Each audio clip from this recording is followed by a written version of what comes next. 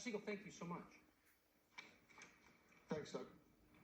So we've introduced you to the owners of the Attila's Gym in Belmar, New Jersey, a couple of times on this show. This morning, they were arrested. Why?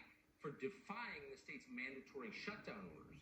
Those arrests come after a 3-month standoff between the co-owner of the gym, Ian Smith, and the governor of New Jersey, Phil Murphy, both of whom have been on the show.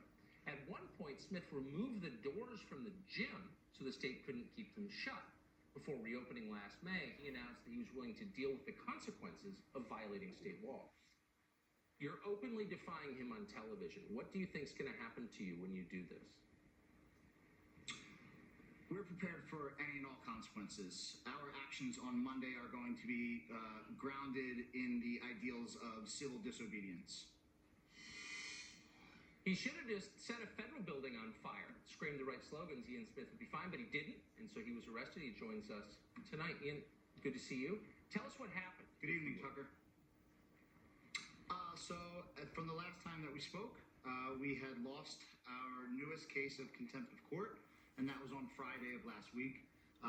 The governor said that and requested in court to take extraordinary measures to stop us from operating in business, and Judge Robert Lugie agreed with him.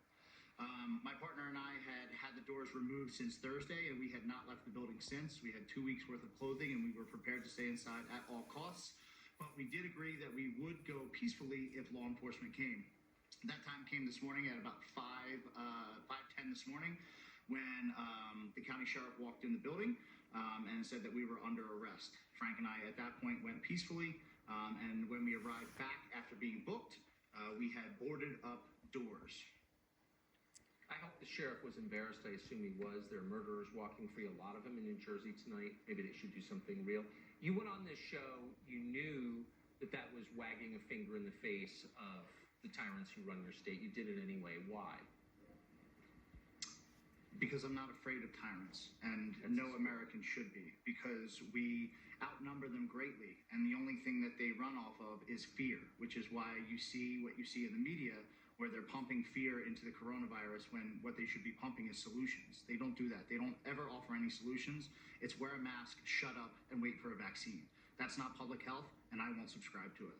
Oh, that's just the most moving thing I have heard in a long time. And I just want you to restate for our viewers who didn't see your last appearance on this show, how many infections of COVID-19 have been documented in your gym so far? Just to give our audience some sense of the public health threat that you pose.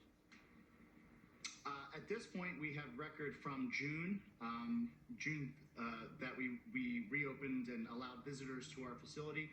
We have over 13,000 visitors who have come to Attila's Gym Belmar, and not a single case so far.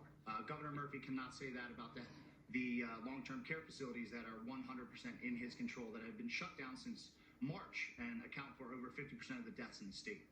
Yeah. So you pose a documented, this is not speculation, the health authorities say you posed no threat at all, not one infection, and you were handcuffed and arrested because you defied Governor Murphy. You're a brave man, Ian, and I'm grateful that you come on the show, and I hope you will keep us posted as to as to what happens next. Just one more thing to end the night, Tucker, if I could. Governor Murphy asked us for 14 days to shut down. 14 days. Today in New Jersey, it is day 132 of the shutdown. And I would just like everybody to think about that long and hard before they support his policies. Yeah. Once they get power, they never relinquish it. So, as you know. Great to see you tonight. Thank you. Good night, Tucker. Good night.